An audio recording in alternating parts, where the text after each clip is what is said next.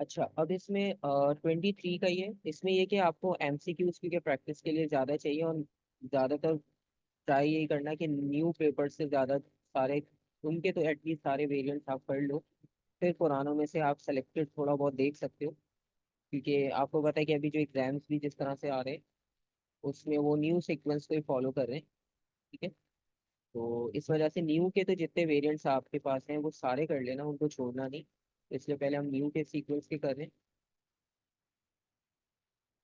और अब वेरिएंट 2 है यहाँ पर।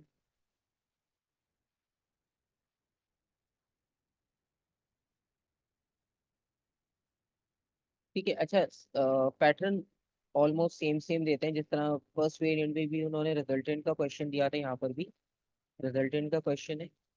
ठीक है, दो फोर्सेस है, 3 न्यूटन और 4 Newton acting at right angle. ठीक है, आपको पता है राइट एंगल के क्वेश्चन आएंगे। तो रिजल्टेंट फोर्स आपने बतानी है कि किस डायरेक्शन में होगी और उसकी वैल्यू क्या होगी। ठीक है, तो बहुत सिंपल सा है। आपको पता है कि इसमें पाइथागोरस थ्योरम हम यूज करेंगे। तो बेस यहाँ पर आ गई, ये परपेंडिकुलर आ गया। ठीक है, और अब दोनों परपेंडिकुलर हैं, तो इसमें आपको पता है रिजल्टेंट ये वाली फोर्स होगी O/C। ठीक है, तो बस आप इसको करोगे O/² इज इक्वल्स टू 4 का स्क्वायर प्लस 3 का स्क्वायर, हो जाएगा 16 + 9 = 25,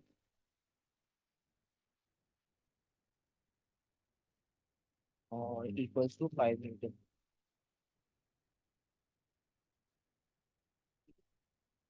तो ऑप्शन सी।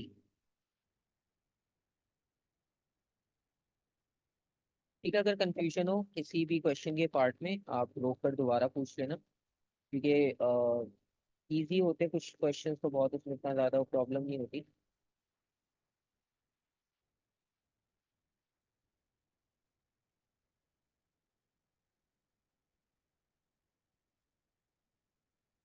और क्वेश्चन नंबर 2 है, a light ball is held at rest at the top of a tall cliff. It is released and fall through the air, eventually reaching its terminal velocity. Option C. ठीक है,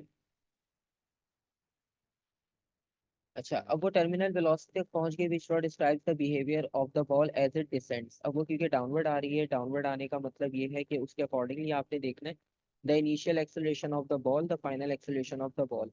तो जब terminal velocity पे आती है तो acceleration zero हो जाती है। ठीक है, चाहे वो एक्सेलरेशन ड्यू टू ग्रेविटी क्यों ना हो, वो भी जीरो ही होगी। तो इनिशियली वो एक्सेलरेशन ड्यू टू ग्रेविटी से फॉल करेगी, लेकिन उसके बाद वो स्पीड कांस्टेंट होने की वजह से एक्सेलरेशन जीरो हो जाएगी। Option C.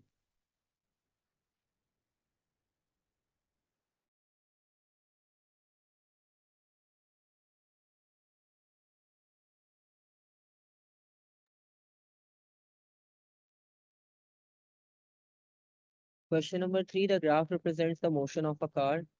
ठीक है, और इसमें भी सिंपल क्वेश्चन पूछा है, how far has the car move, यानी डिस्टेंस फाइंड आउट करना है। ठीक है, टाइम 0 से 5 यानी complete graph, area under the curve use करेंगे।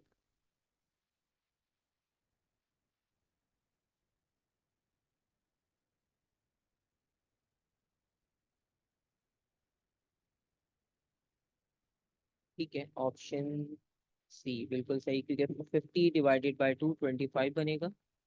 ठीक है, इजी क्वेश्चन है। अच्छा, अब ये देखो कि पैटर्न इसमें सेम ही यूज कर रहे हैं।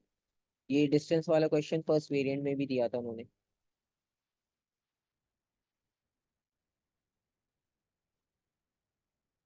और question number 4, which statement about mass और वेट इज नॉट करेक्ट।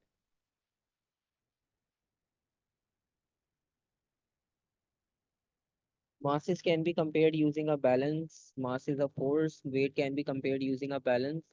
सी वाली बात सही है। ठीक है, अच्छा, इसमें लिखा है बी में मास इज अ फोर्स। मास जो है वो स्केलर क्वांटिटी है, वो फोर्स नहीं है। वो quantity of a matter in a body है। ठीक है,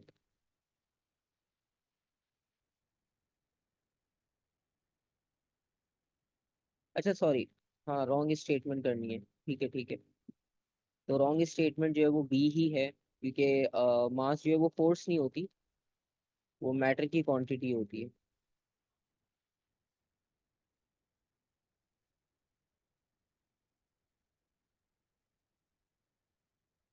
सही है। तो ऑप्शन बी है इसका राइट आंसर, क्योंकि मैंने यहाँ देखा नहीं कि हमने नॉट करेक्ट ढूंढना था। तो बस वो कभी कभार मिस्टेक होती है ना, पेपर में भी वो इसी तरह होती है कि थोड़ा सा जल्दी करने की वजह से हम मिस्टेक कर देते हैं।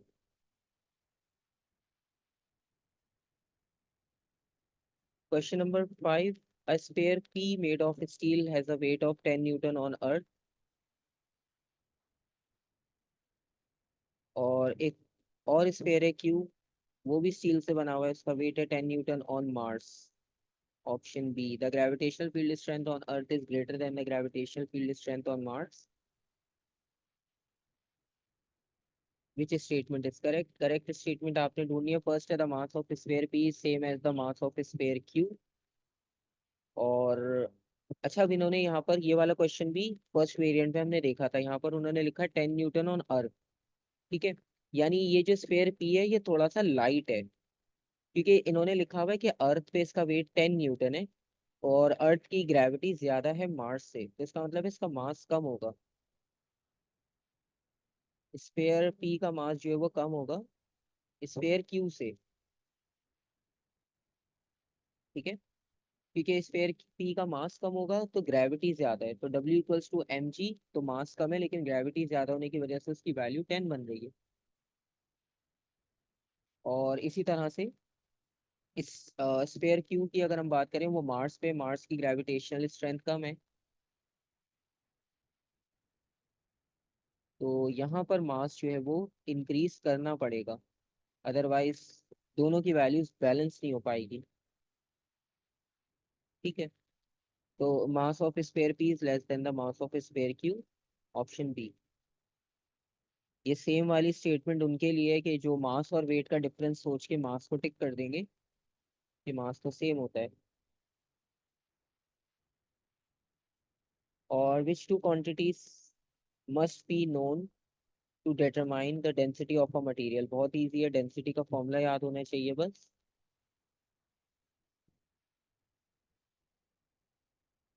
मास और वॉल्यूम का आपको आइडिया होगा तो आपको इसका आंसर भी मिल जाएगा। Sorry, mass and volume, option B. ठीक है, बस आपने डेंसिटी फाइंड आउट करनी है।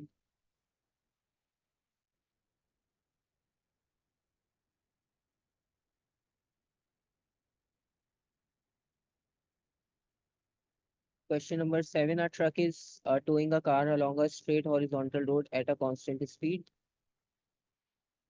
Which row gives the direction of the initial acceleration of the truck after the rope breaks and the reason for the acceleration? अच्छा, अब ये to कर रहा था, टो करने में हुआ ये कि अचानक से रोप जो है वो ब्रेक हो गई, और ब्रेक होने की वजह से ट्रक जो है वो एक्सेलरेट हो गया। ठीक है, और डेफिनेटली ऐसा होगा, क्योंकि अगर आप भी एक चीज़ को पुल कर रहे हो और अचानक से वो स्लिप हो जाए, तो हम जो है वो काफ़ी स्पीड से आगे चले जाते हैं, मतलब एक्सेलरेट हो जाते हैं हम भी। ठीक है, क्योंकि होता है कि हम जो है वो फोर्स उस बॉडी को मूव करने के लिए अप्लाई कर रहे होते हैं एक्स्ट्रा, तो इसी तरह ट्रक भी जो है वो थोड़ा सा ज़्यादा स्पीड से मूव कर रहा होगा, क्योंकि उसके साथ एक लोड और कनेक्टेड है, उस लोड को भी उसने अपने साथ जो है वो मूव करवाना है।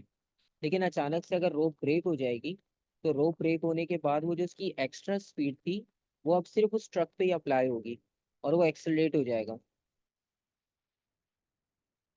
ठीक है, क्योंकि पहले जो है वो कार की वजह से थोड़ा सा उसको रिस्ट्रिक्शन थी, लेकिन जैसे वो रिस्ट्रिक्शन खत्म हुई इसकी वजह से वो एक्सेलरेट हो गया फॉरवर्ड डायरेक्शन में, और डेफिनेटली फॉरवर्ड ही होगा क्योंकि वो उस कार को भी फॉरवर्ड ही लेकर जा रहा था। सो राइट होगा, लेफ्ट तो नहीं होगा। ए और बी को कैंसिल करते हैं। The driving force is greater than the resistive force on the truck, the driving force is smaller. नहीं, ऑप्शन सी होगा, क्योंकि फ्रिक्शन को ओवरकम करते हैं तभी जाकर बॉडी जो है वो एक्सेलरेट करती है। ठीक है,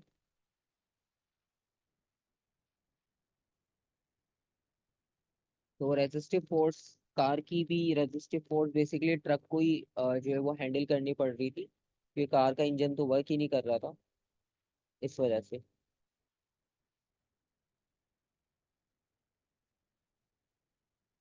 और क्वेश्चन नंबर 8,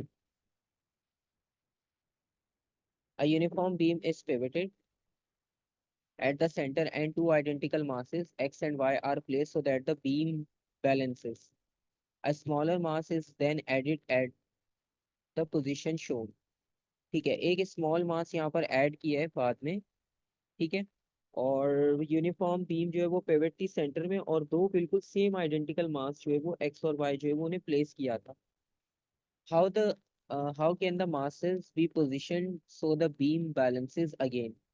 अब आपने ये देखना है कि दोबारा से इनकी पोजीशन को कैसे चेंज किया जाए तो बीम जो है वो दोबारा से बैलेंस आउट हो जाए। ठीक है। अच्छा, अब इसमें होगा ये कि ये जो स्मॉल मास अब ऐड कर दिया है यहाँ पर, तो बेसिकली लेफ्ट हैंड साइड की रोटेशन जो है वो बढ़ जाएगी। ठीक है, तो रॉड जो है वो लेफ्ट साइड से डिसबैलेंस होना शुरू हो जाएगी, और रॉड को दोबारा बैलेंस करने के लिए क्या करना पड़ेगा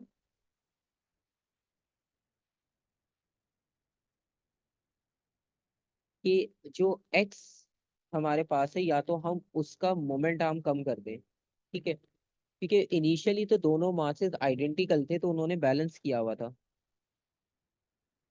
इसका मोमेंट आर्म। ठीक है, दोनों का मोमेंट आर्म सेम था।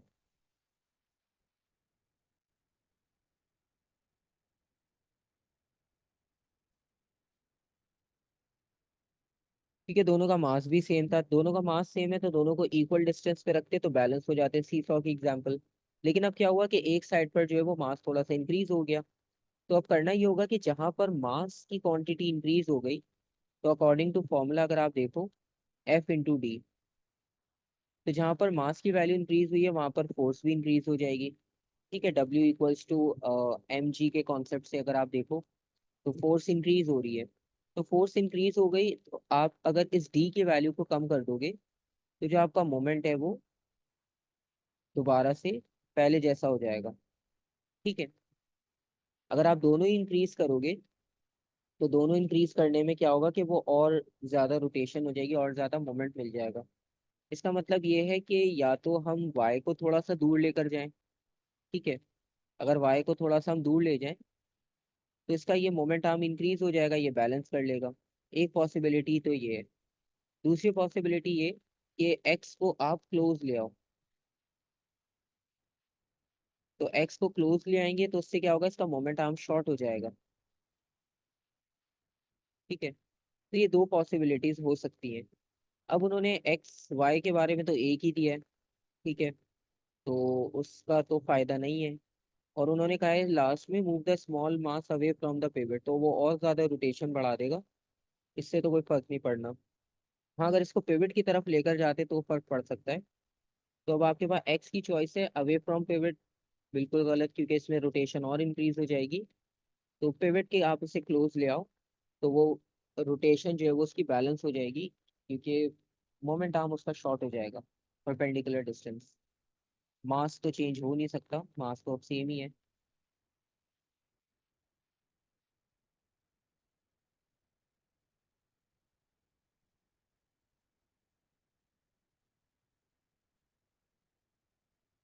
और क्वेश्चन नंबर 9,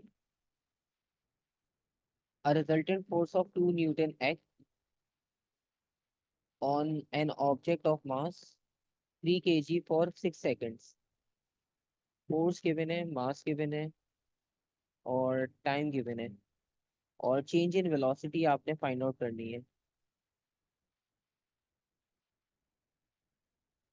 अब इसमें इक्वेशन एफ और टी से आपको एक चीज तो पता चल जाती है कि इम्पल्स यहाँ पर यूज हो रहा होगा, तभी एफ और टी की बात हो रही है। तो बेसिकली इम्पल्स का फॉर्मूला है होता है एफ टी, और एफ टी इक्वल होता है चेंज इन मोमेंटम के। चेंज इन मोमेंटम का मतलब final momentum minus initial momentum, और F T is equals to M V minus U भी कर सकते हैं हम इसे। तो बेसिकली ये जो v माइनस यू है यही हमें फाइंड आउट करना है, इसको हम चेंज इन वेलोसिटी कहेंगे।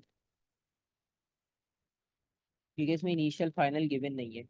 अब फोर्स 2 न्यूटन है, और टाइम जो है वो 6 सेकेंड्स है, और मास यहाँ पर आकर डिवाइड हो जाएगा, 3 is equals to change in velocity.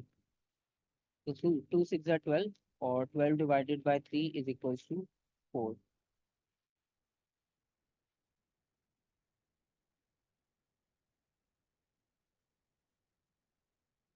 4 meter पर second. Option C.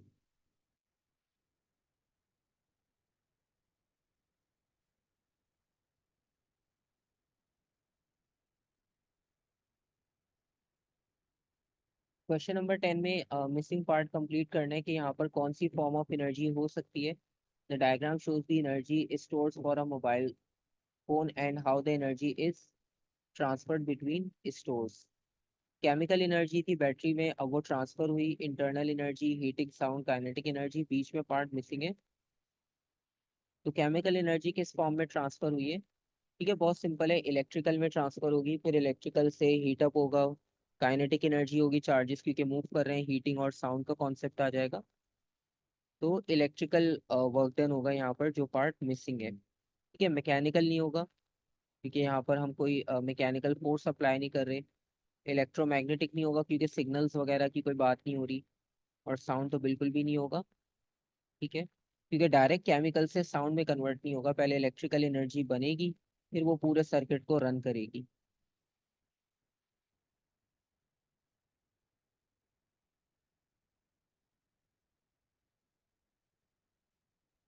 11, a wind turbine is 30% efficient and output of 2.5 megawatt of electrical power. What is the power input to the turbine? अच्छा, efficiency given है, और output given है power का 2.5 mega. ठीक है, 2.5 mega what. So what is the power input? ठीक है, अब दोनों सेम यूनिट है, एफिशिएंसी के फॉर्मूला में इसे हम सब्स्टिट्यूट करके फाइंड आउट कर सकते हैं। तो efficiency is equals to power output divided by input multiply by 100।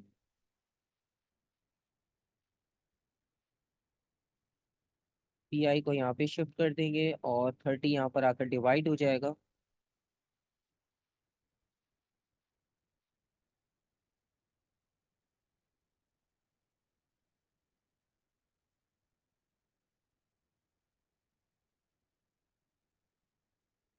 2.5 exponent 6 multiply by 100 divided by 30, 8333। यानी जो आपके पास आंसर बन रहा है वो ऑप्शन बी आएगा।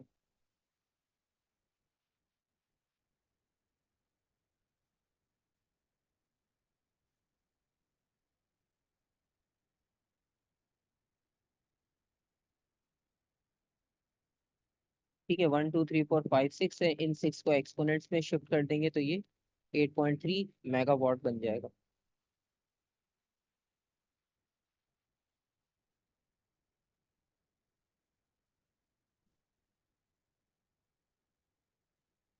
Which two physical quantities must be used to calculate the power developed by a student running up a flight of steps? तो अब आपने बताना है कौन सी दो क्वांटिटीज जो है वो पावर कैलकुलेट कर सकती है। वैसे पावर का फॉर्मूला होता है वर्क डन ओवर टाइम। तो ये दो क्वांटिटीज तो हमें चाहिए ही होती है। ठीक है, force exerted and the vertical height. Force required नहीं है बेसिकली। तो फोर्स के साथ हमें डिस्प्लेसमेंट भी चाहिए होता है। ठीक है, तो वर्टिकल हाइट आ गई, फोर्स आ गई, लेकिन इसमें टाइम नहीं है। तो ए वाले ऑप्शन में टाइम मिसिंग है। Force exerted and the time taken only. अब इसमें फोर्स और ये आ गया तो डिस्प्लेसमेंट मिसिंग है, क्योंकि वर्क डन इक्वल होता है एफ इंटू डी के। फिर work done and the vertical height of the steps only. अब इसमें वर्क डन आ गया, vertical height of the steps only आ गया। अब इसमें क्या प्रॉब्लम आई कि टाइम फिर से मिसिंग कर दिया इन्होंने। और ऑप्शन डी में work done and the time taken only, तो उसमें दोनों चीज़ें कंप्लीट हैं, वर्क डन ओवर टाइम। तो इससे आपको इजीली पावर फाइंड आउट हो जाएगी।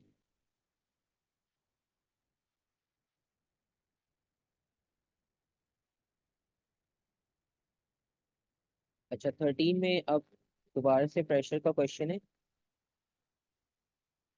The density of the sea water, density given है, ग्रेविटेशनल फील्ड स्ट्रेंथ गिवन है 9.8, एटमॉस्फेरिक प्रेशर गिवन है, at which depth in sea water is the total pressure due to the atmosphere and the water equal to 513,000 pascals.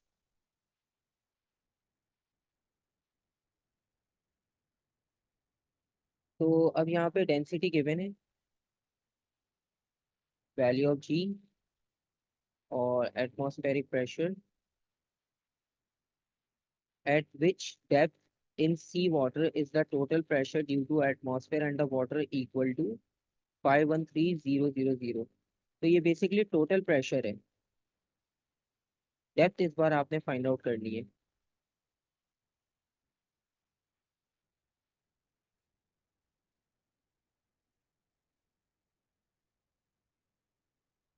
तो normally वो क्या करते हैं, हमें depth देते हैं और ये पूछते हैं टोटल प्रेशर निकालो। उसमें क्या करते हैं, हम एटमॉस्फेरिक प्रेशर को ऐड करते हैं फाइनल में। ठीक है।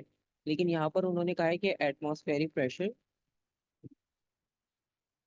जो है वो, और प्रेशर ऑफ वाटर, वो दोनों उन्होंने ऑलरेडी कंबाइन करके दिए हैं। ठीक है। तो अब आपने बताना है which that in the sea water is the total pressure due to the atmosphere and the water equal to the 5130। ठीक है, ये वैल्यू आपने बतानी कि इस पे क्या डेप्थ बनेगी। तो अब हमने डेप्थ फाइंड आउट करनी है। और इसमें सिनेरियो बहुत सिंपल है, अगर आप वाटर सरफेस बनाते हो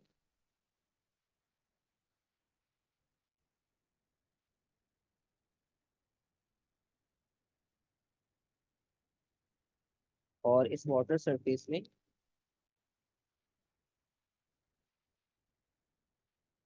जो एटमॉस्फेरिक प्रेशर है वो बाहर से अप्लाई होगा,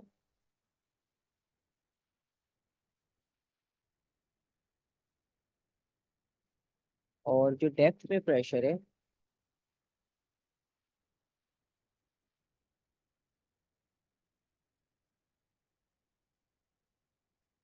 कि डेप्थ हमें नहीं पता। ठीक है।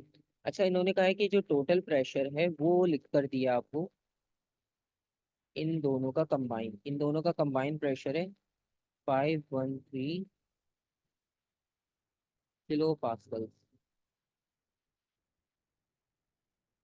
और उसके बाद आपको ये नहीं पता कि इसका अपना लिक्विड का प्रेशर कितना है और एटमॉस्फेयर का प्रेशर कितना है। ठीक है।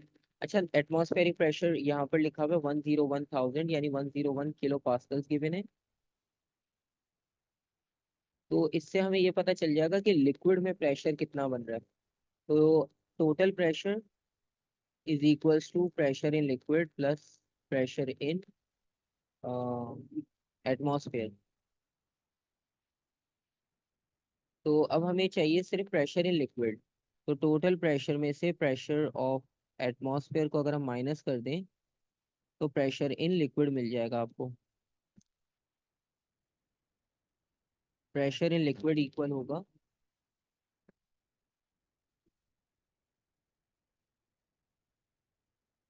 टोटल है 513 kilo pascals minus 101 kilo Pascal's.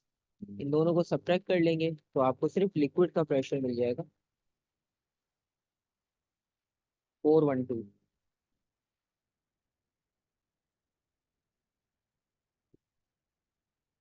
तो हमें ये प्रेशर चाहिए बस। और इसकी अब वैल्यू हम यूज करेंगे रो जी एच में।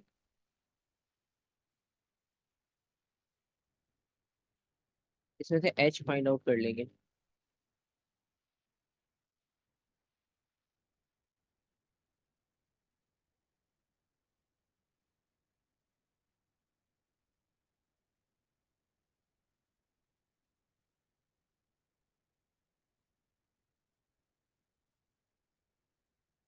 डेंसिटी 1030।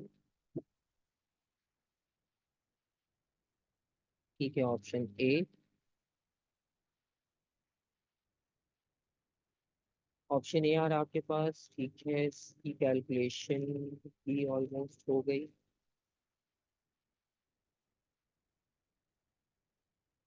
40.81 सही है, ऑप्शन ए। ठीक है। तो क्वेश्चन नॉर्मली वो डेप्थ दे देते थे, टोटल प्रेशर पूछते थे थ्योरी में, लेकिन इस बार उन्होंने थोड़ा सा चेंज किया पैटर्न, और इस बार उन्होंने डेप्थ पूछी। वैसे इजी था, मुश्किल नहीं था, पर थोड़ा सा कैलकुलेशन में टाइम लगता है, क्योंकि लेंदी क्वेश्चन होता है थोड़ा सा, तो एक ही बार इजीली कर लें, वरना फिर मिस्टेक के चांसेस होते हैं।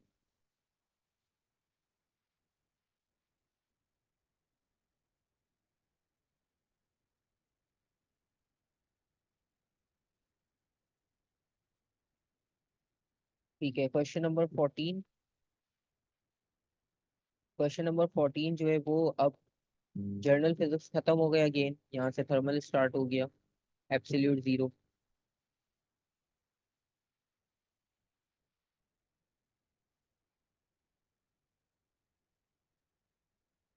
Four students describe the phrase absolute zero during a lesson on the practice particle model, which student is correct. अब एब्सोल्यूट जीरो की डेफिनेशन उन्होंने बताई बेसिकली, और चार आपके पास स्टेटमेंट्स हैं, उनमें से आपने देखना कौन सी करेक्ट है। एक ने कहा this is the lowest possible temperature, ठीक है, समझ आ रहा है ये वाला। और particle in a solid start vibrating, ये तो बिल्कुल भी नहीं हो सकता। Particle do not have any weight, ठीक है, ऐसा भी नहीं है, क्योंकि वेट तो डिपेंड करता है mg पर। ठीक है।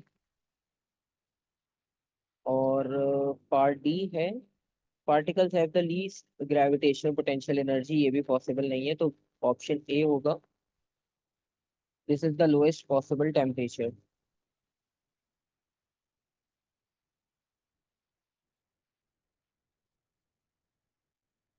Question number 15, four students are asked to state and explain the relative magnitudes of the thermal expansion of solid and gases, which is student is correct। दोबारा से स्टेटमेंट है, gases expands more than solid because the molecules in gas are in random motion। ठीक है। तो इन्होंने कहा है कि relative magnitude of the thermal expansion of solid and gases। ठीक है, ए हो गया। बी देखते हैं, gas expands more than solid because the attractive forces between molecules are much weaker in gases. ठीक है। अब इसमें पता है क्या है, यहाँ पर उन्होंने लिखा है are asked to state and explain the relative magnitudes of the thermal expansion. अब ए और बी आपको दोनों सही लग रहे होंगे, ठीक है, सी और डी भी देख लेते हैं। सी और डी तो होगा ही नहीं, क्योंकि उसमें तो सॉलिड एक्सपेंड लिख दिया उन्होंने। तो अब ए और बी में डिफरेंस ये है बस, कि जो बी सॉरी ए में लास्ट पार्ट लिखा हुआ है ना, रैंडम मोशन। अब बेसिकली यहाँ पर बात हो रही थी पार्टिकल्स की, ठीक है, और पार्टिकल्स में उन्होंने बीच में रैंडम मोशन का कॉन्सेप्ट ऐड कर दिया। ठीक है, इसकी जगह पर होना चाहिए था कि इंटरमॉलिक्यूलर फोर्सेस या मॉलिक्यूल्स जो है वो far away from each other, इस तरह का कोई कॉन्सेप्ट लिखना था। तो ये वाला पार्ट बस थोड़ा सा डिफरेंट हो गया। अब बी में लिखा है gas expands more than solid because the attractive forces, यानी इंटरमॉलिक्यूलर फोर्सेज की बात हो रही है, are much weaker in the gases. तो इस वजह से ऑप्शन बी करेक्ट होगा, क्योंकि ए में जो है वो रेफरेंस थोड़ा सा डिफरेंट हो गया।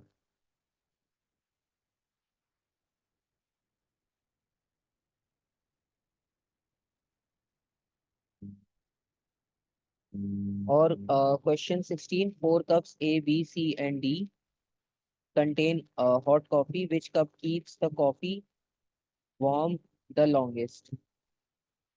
तो कौन सा जो है वो कप टी को जो है सबसे लॉन्गेस्ट जो है वो टेम्परेचर उसका हाई रख सकता है। एक आउटसाइड सरफेस लिखा हुआ है और एक टॉप ऑफ द कप।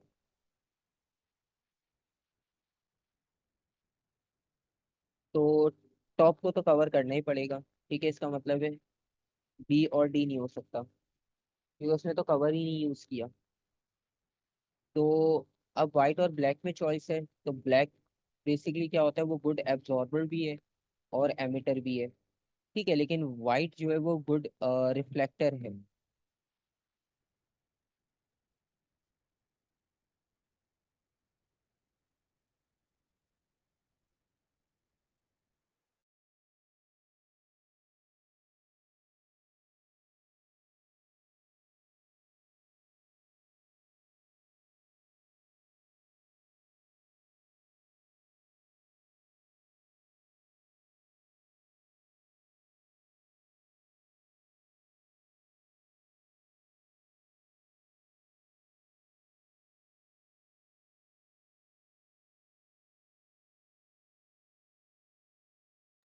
अच्छा, इसमें ऑप्शन ए होगा, क्योंकि ए में जो है वो ब्लैक कलर मेंशन है, और ब्लैक कलर जो है वो गुड एब्जॉर्बर है और उसके साथ गुड एमिटर भी है। ठीक है, तो वो बाहर की थर्मल एनर्जी को भी एब्जॉर्ब कर रहा होगा, और जो कॉफ़ी है उसे ज़्यादा देर तक उसका टेम्परेचर भी हाई रख सकता है, और कवर्ड विद लिड भी है।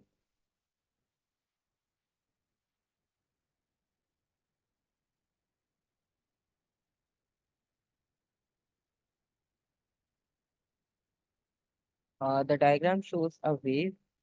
What are the amplitude and wavelength of this wave? अच्छा, एम्पलीट्यूड मैक्सिमम डिस्प्लेसमेंट 3 सेंटीमीटर्स, और वेवलेंथ जो है वो क्रस्ट टू क्रस्ट का distance,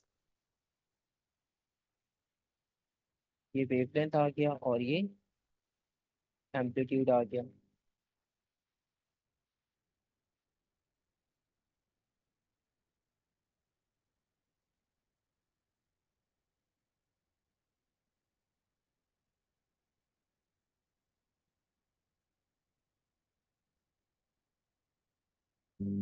option B.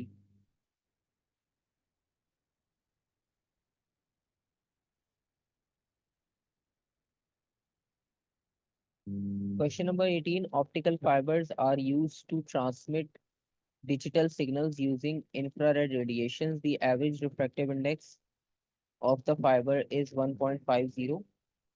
Which law describes the digital signal and gives the speed of infrared radiation in the fibers?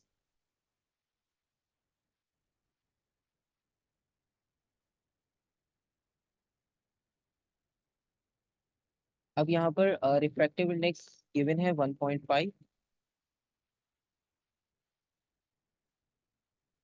और which law describes a digital signal and gives the speed of infrared radiations in the fiber? तो अब इसमें देखना है कि speed जो है वो स्पीड ऑफ लाइट तो हमें पता है, तो हम उससे जो है वो स्पीड को मेजर कर सकते हैं मीडियम के अंदर। जैसे हमारे पास फॉर्मूला होता है ना, n is equals to speed of light in air divided by speed of light in medium.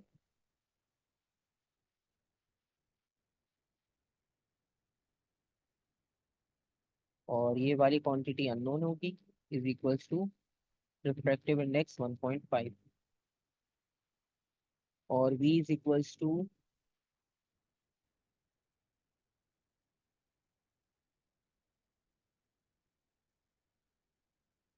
3 exponent 8 divided by 1.5, 200 और 1 2 3 4 5 6 7 8, 8 जीरोस आ रहे हैं। इसका मतलब है या तो ऑप्शन ए या तो ऑप्शन सी, क्योंकि दोनों की स्पीड्स मैच हो रही है। अब डिजिटल सिग्नल्स बेसिकली वो होते हैं आपके पास कि जिनमें फिक्स वैल्यूज होती हैं। जैसे बाइनरी जो कोड्स होते हैं, बाइनरी में दो डिजिट्स होते हैं, 0 और 1। ठीक है।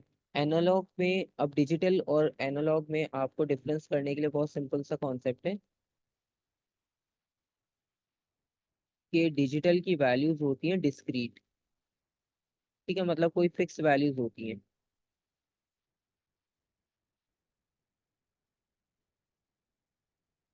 और इसकी एग्जांपल जो होती है आप स्टेयर्स से कंसिडर कर सकते हो। जिस तरह स्टेयर्स में या तो फर्स्ट या तो सेकंड स्टेप की चॉइस होती है, उसके मिड में आप कुछ भी नहीं कर सकते, आप 1.2 1.5 कहीं पर भी नहीं रुक सकते। लेकिन अगर आप इसको कंपेयर करो एनालॉग से,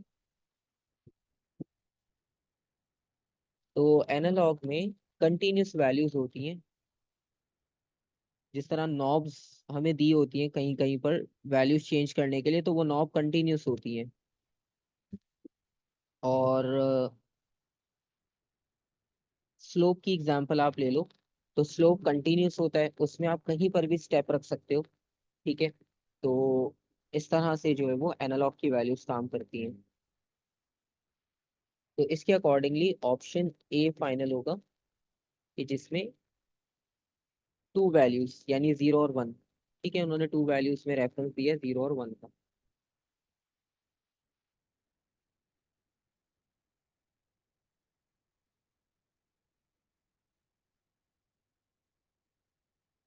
19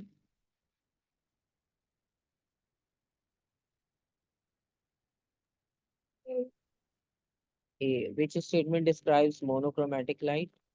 ठीक है। तो मोनोक्रोमेटिक बस आपने बताना है, जिसकी सिंगल फ्रीक्वेंसी होती है वो मोनोक्रोमेटिक होती है।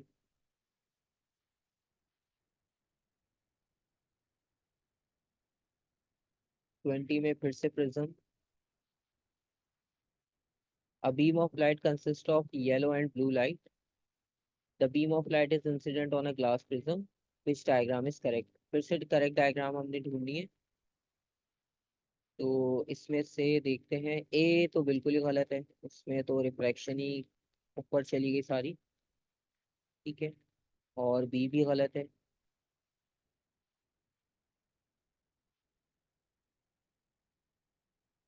ठीक है। तो सी और डी में से पॉसिबिलिटी होगी। तो अब हम देखते हैं कि सी में,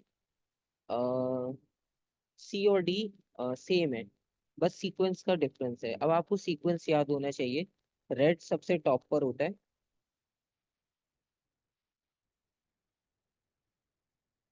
का मतलब है ब्लू को नीचे होना चाहिए।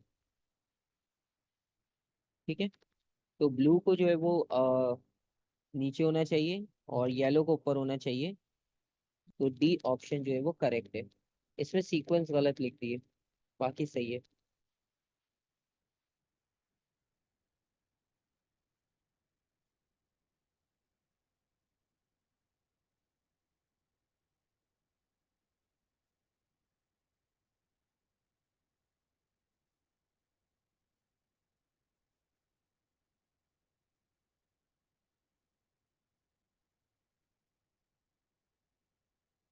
A radio station broadcasts a signal with frequency of 89 megahertz.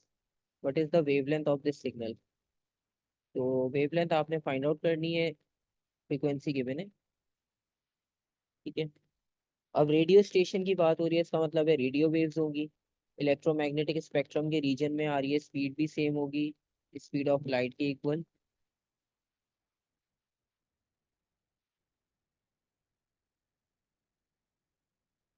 तो v is equals to f lambda, v over frequency equals to lambda. v exponent 8 divided by 89 mega hertz है। तो क्या पावर 6 आएगी यहाँ पर।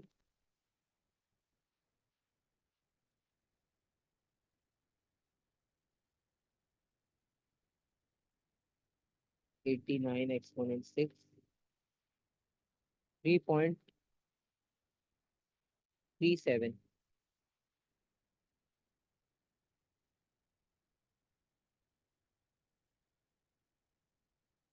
Metres.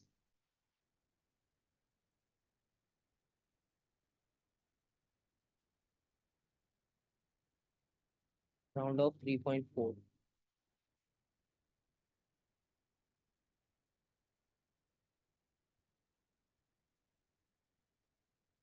A boy shouts and hears the echo from a tall building. 2.2 seconds later, the speed of the sound in air is 330 meter per second. How far away from the boy is the building? तो distance find out करना है building और boy का, कि कितने distance पर ये दोनों है, कि जहाँ से ये एको भी प्रोड्यूस हो रहा है। Speed of sound in air mention कर दी, और टाइम जो है वो 2.2 सेकेंड्स का है।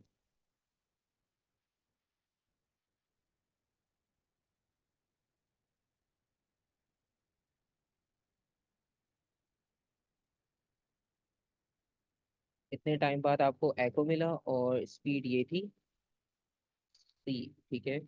और हमें ये पता है कि इसमें जो फॉर्मूला यूज करते हैं हम, तो speed is equals to 2d/t use करते हैं, क्योंकि डिस्टेंस इसमें डबल हो जाता है बाउंस बैक होने की वजह से। और ये फॉर्मूला हो जाएगा v/t/2 is equals to distance.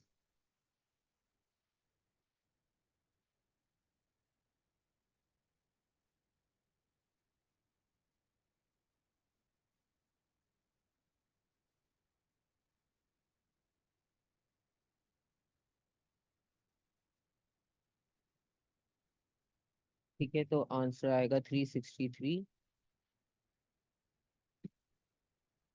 Approximately 360। Option C.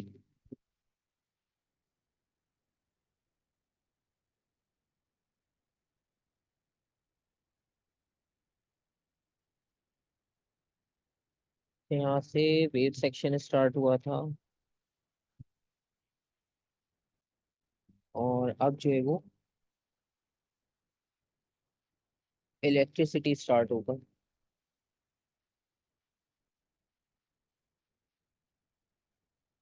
The magnetic field of a bar magnet can be represented by a magnetic field line, or which diagram shows two magnetic field lines correctly। ठीक है, magnetic field lines को correctly identify करना है, तो north से field outward जाती है और साउथ से फील्ड इनवर्ड आती है। ठीक है, तो उसके अकॉर्डिंगली हमने चेक करना है कि कहाँ पर जो है वो डायरेक्शन करेक्ट है। ऑप्शन ए में करेक्ट है, क्योंकि वहाँ नॉर्थ से आउटवर्ड जा रही है और साउथ से इनवर्ड। बाकी यहाँ पर नॉर्थ की फील्ड गलत ड्रॉ की है, यहाँ पर अगेन नॉर्थ की फील्ड गलत है, साउथ की भी गलत है, यहाँ पर साउथ की जो है वो गलत ड्रॉ की है।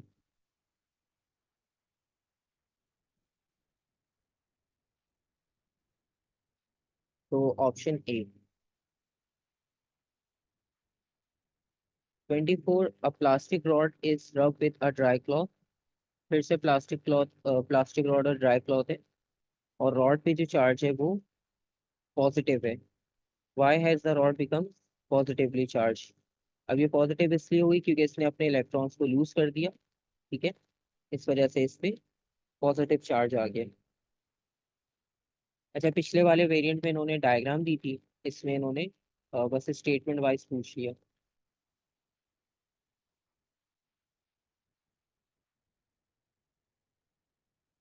25, विच statement about electric current in a conductor is correct?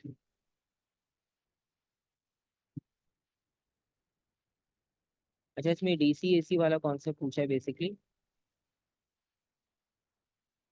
तो फर्स्ट है, a DC circuit the D. Current D.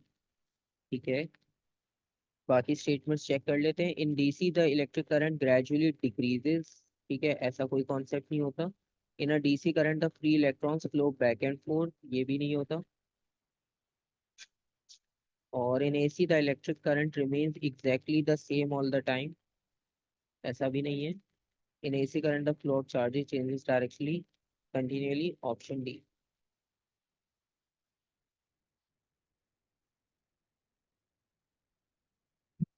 26, फिर फैक्टर से लिंक है रेजिस्टर्स के।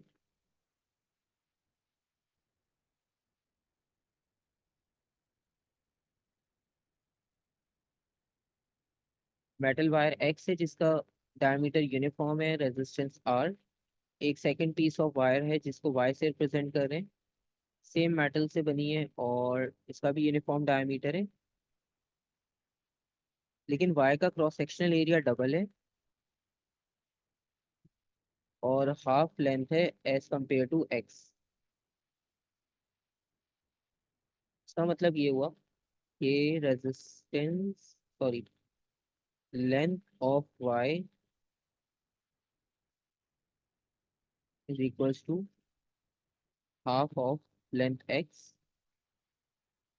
और क्रॉस सेक्शनल एरिया जो है वो 2 टाइम्स है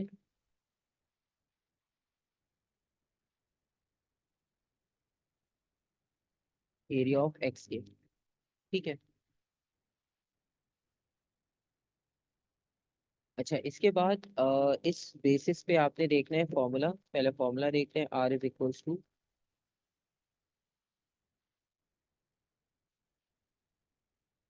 एल अपॉन ए। और अगर हम इसमें y की बात करें तो इसको हटा देते हैं क्योंकि ये तो सेम है, मटेरियल सेम है। तो लेंथ इंक्रीज हुई है 2 टाइम, सॉरी लेंथ डिक्रीज हुई है 2 टाइम, डिवाइडेड बाय एरिया जो है वो 2 टाइम्स इंक्रीज हुआ है। अब हमने ये देखना टोटल रेजिस्टेंस पे कितना इफेक्ट आया। अगेन वही बात है, इसके डिनोमिनेटर में कोई वैल्यू नहीं है, इसका मतलब है 1 आएगा। इन्हें शफल करेंगे, हो जाएगा 1/2 मल्टीप्लाई बाय 1/2। तो टोटल चेंज जो आ रहा है वो आ रहा है 4 times less as compare to the resistance of x. ठीक है, मतलब आर वाई की वैल्यू जो है वो 1/4 टाइम्स आ रही है। और जो फैक्टर्स हमने एक्स के अकॉर्डिंगली सेलेक्ट किए थे, तो एक्स से अगर हम कंपेयर करेंगे तो एक्स के कंपैरिजन में 4 टाइम्स इसकी रेजिस्टेंस डिक्रीज हो जाएगी। तो उसके हिसाब से ऑप्शन ए। क्योंकि आप देखो लेंथ डिक्रीज हुई है, लेंथ डिक्रीज होने का मतलब रेजिस्टेंस कम, एरिया डबल किया इसका मतलब रेजिस्टेंस और कम। तो रेजिस्टेंस जो है वो आपके पास दोनों फैक्टर्स में डिक्रीज ही हुई है। और एग्जैक्ट वैल्यू जो है वो 4 टाइम्स कैलकुलेशन से आपने चेक कर लिया।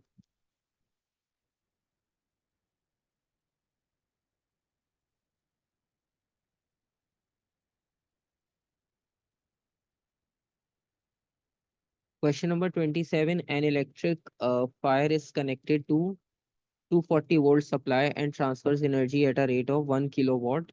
How much charge passes through the fire in 1 hour? तो वोल्टेज गिवन है बेसिकली, पावर गिवन है 1 किलोवाट, चार्जेस फाइंड आउट करने, और टाइम गिवन है 1 our.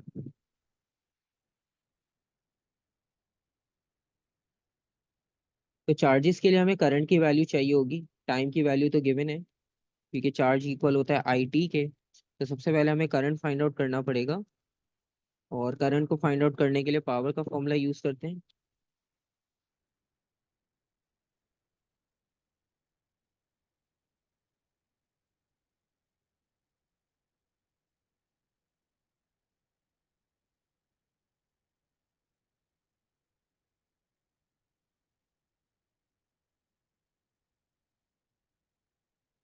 One thousand divided by 240,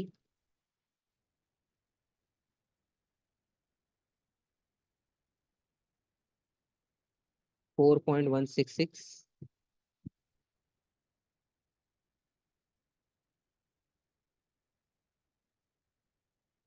तो इलेक्ट्रिक करंट की वैल्यू आ गई, Q is equals to I t. Current की value 4.17।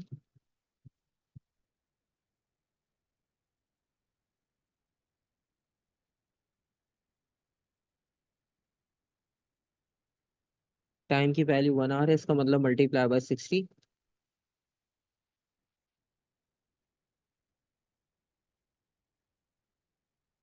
250।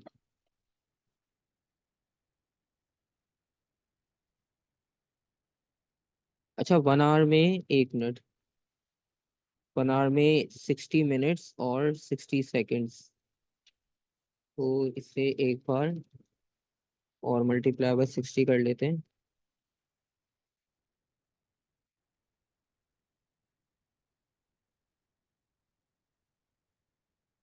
15,000।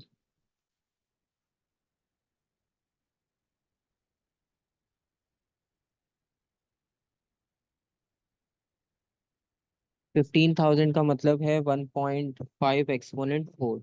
Option C.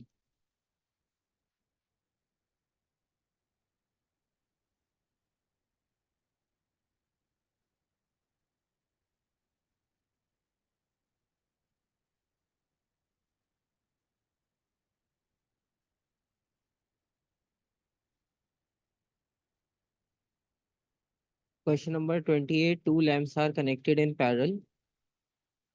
Which switches must be closed so that both lamps light? तो switches आपने देखने कि कौन से इसमें से क्लोज करने पड़ेंगे कि दोनों लैंप जो है वो लाइट अप हो जाए। वैसे तो इसमें सारे क्लोज करने पड़ेंगे, क्योंकि S1 तो लाजमी क्लोज होगा क्योंकि करंट यहाँ से फ्लो करेगा। फिर इस वाले लैंप से तो फ्लो हो जाएगा करंट। फिर इसको कंप्लीट करने के लिए ये कनेक्ट करना पड़ेगा और इसे भी कनेक्ट करेंगे ताकि यहाँ से भी करंट फ्लो कर सके। तो S1, S2 and S3।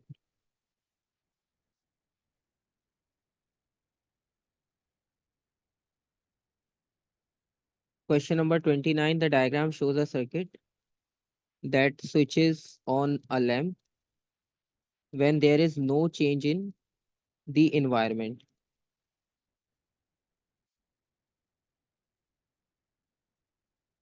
Which change in the environment causes the lamp to be switched on?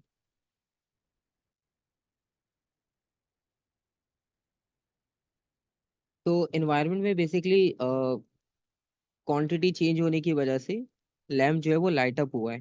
ठीक है। अब आपने बताना है कि इसमें कौन सी चेंज की वजह से लैम्प जो है वो स्विच ऑन हुआ है।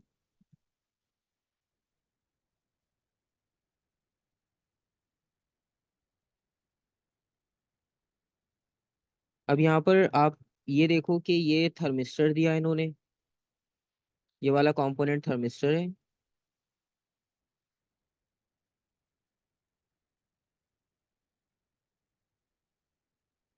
और ये तो नॉर्मल रेजिस्टेंस है, ये भी नॉर्मल रेजिस्टेंस है। ठीक है। अब बेसिकली थर्मिस्टर का काम ये होता है कि टेम्परेचर अगर आपके पास इंक्रीज कर रहे हैं यहाँ पर, तो रेजिस्टेंस डिक्रीज हो रही होगी। और इसके अकॉर्डिंगली हम ऑप्शंस अगर देखें, a decrease in light intensity. Light intensity का तो कोई इफेक्ट पड़ेगा नहीं क्योंकि यहाँ पर LDR तो है नहीं। अब वो जो लोग कंफ्यूज होकर LDR सेलेक्ट कर लेंगे तो उनके लिए प्रॉब्लम होगी। तो इंटेंसिटी वाला पार्ट तो कैंसिल। ठीक है। अब decrease in therm temperature and increase in temperature. ठीक है। अगर हम टेम्परेचर इंक्रीज करते हैं तो रेजिस्टेंस डिक्रीज हो जाएगी। ठीक है। और अगर आप टेम्परेचर डिक्रीज करते हो तो रेजिस्टेंस इंक्रीज हो जाती है। ठीक है। अब लैम्प को टर्न ऑन करने के लिए, ठीक है, आपको रेजिस्टेंस को डिक्रीज करना पड़ेगा। ठीक है। रेजिस्टेंस कम होगी तभी जो है वो लैम्प स्विच ऑन होगा। तो option D, temperature increase, resistance decrease.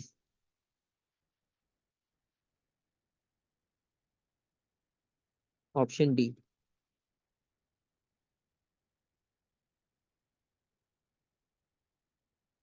Question number 30।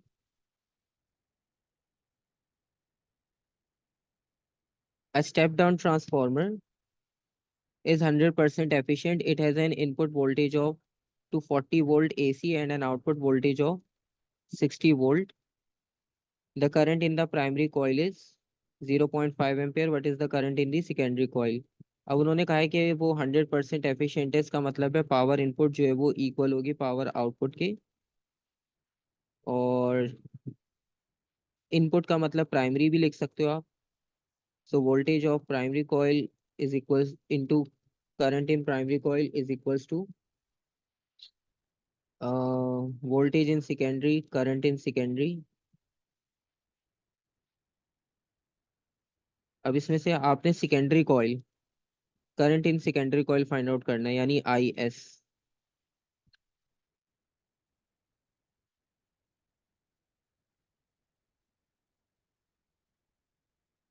VP की वैल्यू है,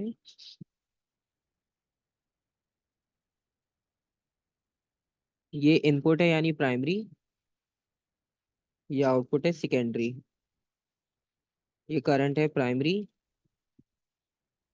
सेकेंडरी अननोन। प्राइमरी का करंट 0.5 और वोल्टेज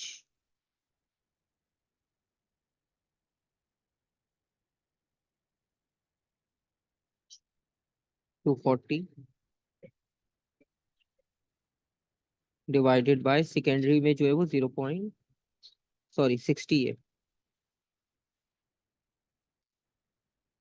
अब इनकी कैलकुलेशन कर लेंगे तो आपको फाइनल आंसर मिल जाएगा इलेक्ट्रिक करंट का।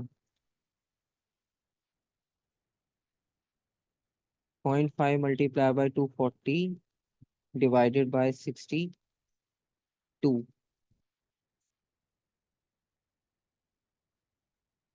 एम्पियर्स।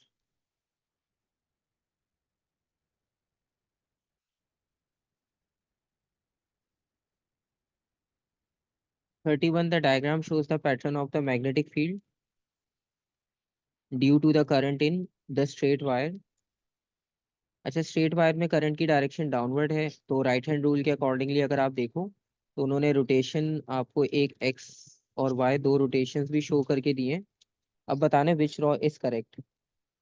तो डायरेक्शन ऑफ फील्ड आइडेंटिफाई करनी है और दूसरा रिलेटिव स्ट्रेंथ ऑफ फील्ड, कि फील्ड कहाँ पर स्ट्रांग होगी। तो फील्ड तो क्यू पर ही स्ट्रांग होगी, क्योंकि क्यू पॉइंट जो है वो क्लोज है। बस आपने राइट हैंड रूल को यूज करना है, राइट हैंड रूल के अकॉर्डिंगली आपने रोटेशन चेक करनी है कि कौन सी करेक्ट है। ठीक है, राइट हैंड रूल के अकॉर्डिंग जो रोटेशन है वो थंब डाउनवर्ड होगा और फिंगर का कर्ल जो है वो यहाँ से बनेगा।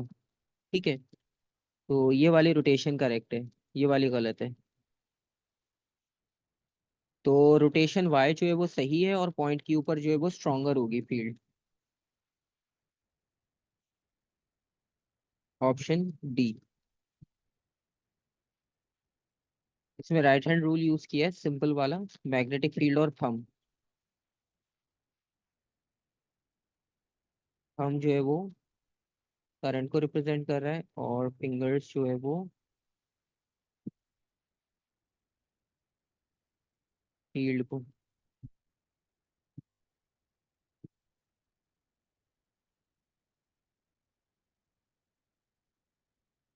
इन which device is the magnetic effect of current not use.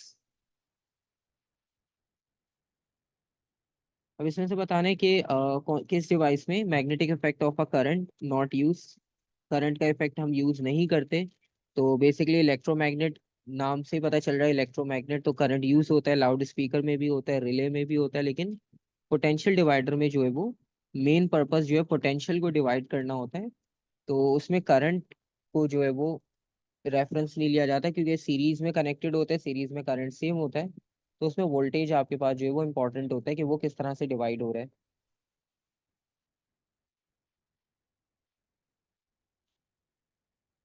और नेक्स्ट उसके बाद इलेक्ट्रिसिटी वाले पार्ट यहाँ पे खत्म। अब न्यूक्लियर और स्पेस है बस।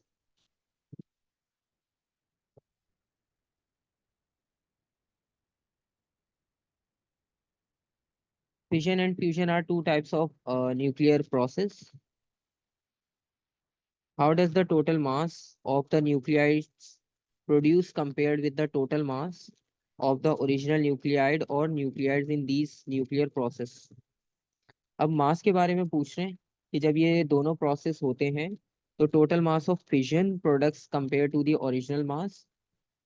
ठीक है, फिजन में क्योंकि स्प्लिट अप होता है, ठीक है, तो स्प्लिट अप होने में तो आपको पता है कि स्मॉल न्यूक्लियाइज बनते हैं, और फ्यूजन में क्या होता है कि उसमें कंबाइन होके हैवी न्यूक्लियस बनाते हैं। ठीक है, तो इसके कंपैरिजन में आप आइडेंटिफाई कर सकते हो कि total mass of fission products, और यहाँ पर लिखा है total mass of fusion products. तो फ्यूजन में तो कंबाइन हो रहा है, कंबाइन होकर हैवी न्यूक्लियस बनेगा, और इसमें जो है वो हैवी न्यूक्लियस स्प्लिट हो जाता है। ठीक है, और बेसिकली इस रिएक्शन में आपको ये भी पता है कुछ एनर्जी रिलीज होती है, न्यूट्रॉन्स एमिट होते हैं। तो आपका जो मास होता है एग्जैक्टली सेम नहीं आता। ठीक है, हमेशा मास जो है वो आपको कम होकर मिलेगा। तो ये चीज आपने याद रखनी कि मास जो होगा रिएक्शन से पहले वो ग्रेटर होगा as compare to the mass after the reaction. तो दोनों कंडीशंस में मास जो है वो आपको लेस मिलेगा, क्योंकि जब स्प्लिट भी कर रहे हो कंबाइन भी कर रहे हो तो इसमें बहुत सारी जो है वो एनर्जी रिलीज होती है, और बहुत सारी जो है वो रिएक्शंस और दूसरे पार्टिकल्स भी बनते हैं, तो जो न्यूक्लियाइड का मास होता है ना, वो सेम नहीं रहता, क्योंकि वो दूसरी फॉर्म में भी कन्वर्ट हो रहा है, इस वजह से। और नेक्स्ट क्वेश्चन देखते हैं।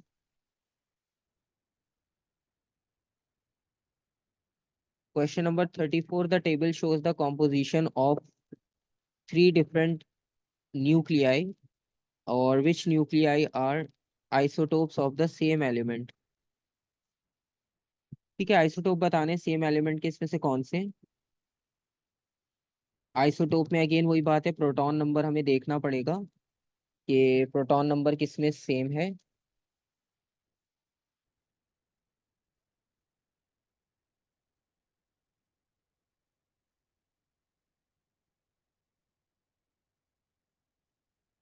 तो नंबर ऑफ प्रोटॉन्स इन दोनों में नंबर ऑफ प्रोटॉन सेम है आइसोटोप के अकॉर्डिंगली। तो सेम प्रोटॉन नंबर आपके पास होने चाहिए, तो इसका मतलब है x and Y only.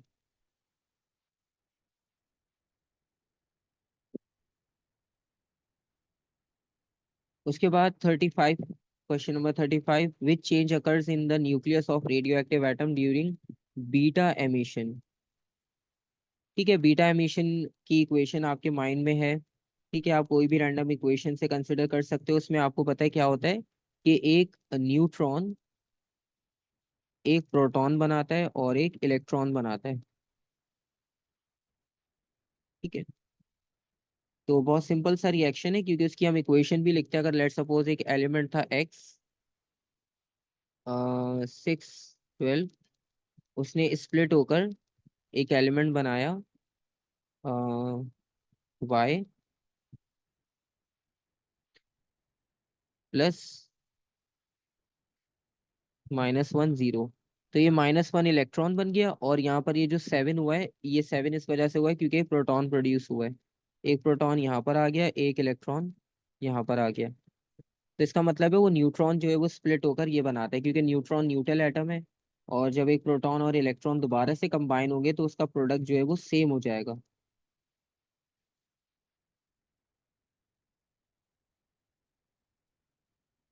Option A.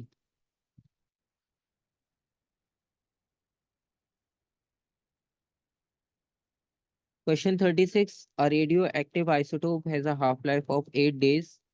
A detector close to a sample of this isotope gives a count rate of 200 counts per minute without the source. The background count is 20 counts per minute. What is the count rate due to the source after 8 days? अच्छा, इसकी half life 8 days की है, तो इस बार उन्होंने इतनी लेंदी values नहीं दी कि आपको कैलकुलेशन बहुत लंबी करनी पड़े।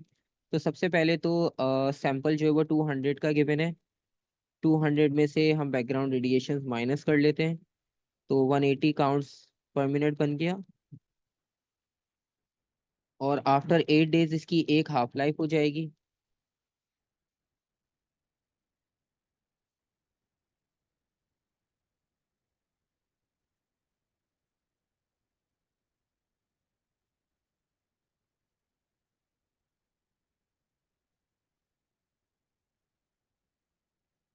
अच्छा, अब इन्होंने लिखा हुआ है what is the count rate due to the source after 8 days।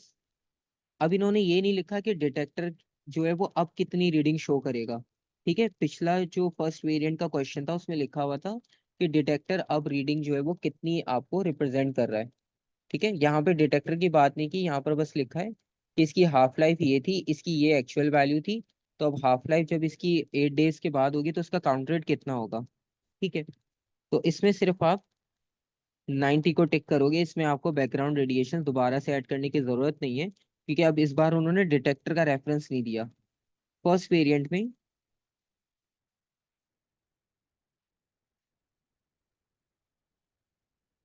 यहाँ पे काउंटर का रेफरेंस दिया था, काउंटर रीडिंग 1 hour लेटर। ठीक है, इस वजह से यहाँ पर कोई ऐसा रेफरेंस नहीं है। और लास्ट 4 क्वेश्चंस स्पेस फिजिक्स।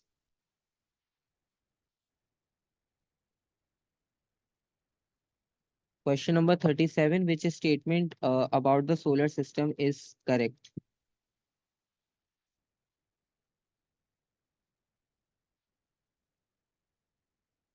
तो इसमें सोलर सिस्टम के लिए करेक्ट स्टेटमेंट सेलेक्ट करनी है। अब इसमें लिखा है all the planets are rocky. ये तो सही नहीं है क्योंकि शुरू के चार रॉकी होते हैं, बाद के चार जो है वो गैशियस होते हैं। Only the earth has a moon, ऐसा भी नहीं है। Pluto is a dark planet, ये बात सही है। There are many stars in solar system. ठीक है। तो अब सोलर सिस्टम में जो है वो एक स्टार कंसिडर किया जाता है और वो है सन। ठीक है। वो मेन हमारा स्टार है, उसके अराउंड बाकी प्लैनेट्स जो है वो रिवॉल्व कर रहे हैं।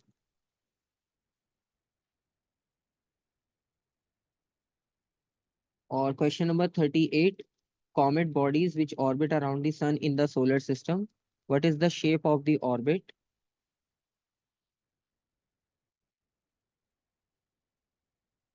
and how is the sun positioned within the orbit? ठीक है। तो अब इसमें क्या होता है कि एक तो हमें पता है इलिप्टिकल तो होते हैं, ठीक है, सर्कुलर तो होते ही नहीं है।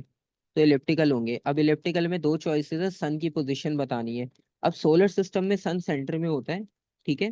लेकिन जो कॉमेट्स हैं, कॉमेट्स में जो है वो जरूरी नहीं है कि सन उनके सेंटर में हो बिल्कुल।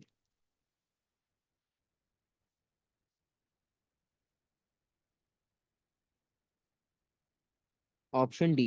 प्लैनेट्स के लिए ये होता है कि प्लैनेट्स जो सोलर सिस्टम में है उनके लिए सन जो है वो सेंटर में कंसिडर करते हैं हम, लेकिन कॉमेट्स के लिए ऐसा नहीं है।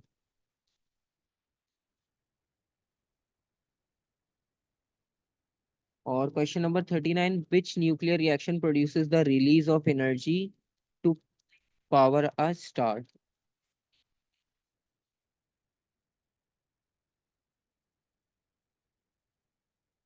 तो सिंपल है कि हमारे पास फ्यूजन रिएक्शन होता है और हाइड्रोजन से हीलियम बनाते हैं हम। ठीक है। तो बेसिकली ये भी आंसर सिंपल सा है कि फ्यूजन रिएक्शन होगा और हाइड्रोजन मिलकर जो है वो आइसोटोप्स उसके हीलियम बनाएंगे।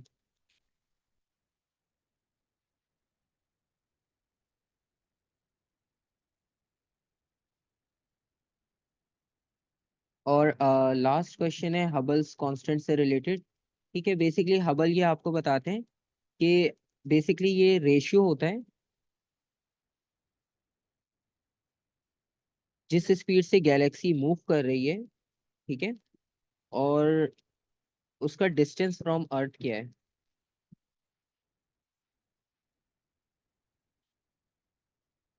स्पीड एट विच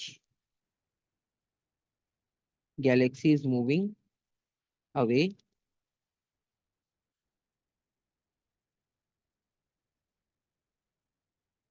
और डी जो है वो।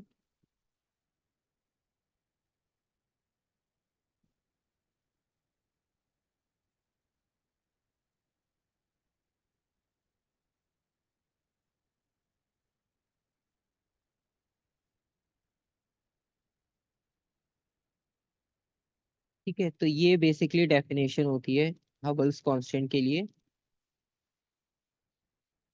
और इसके अकॉर्डिंगली अगर हम ऑप्शंस चेक करें तो option A the ratio of the speed at which a galaxy is receding from the earth to its distance from the अर्थ।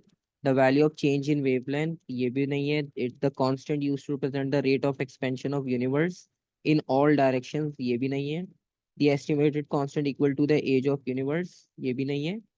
इसमें ऑप्शन ए है जो आपके पास रेशियो शो कर रहा है at which the galaxies are moving away from the earth और उसका distance.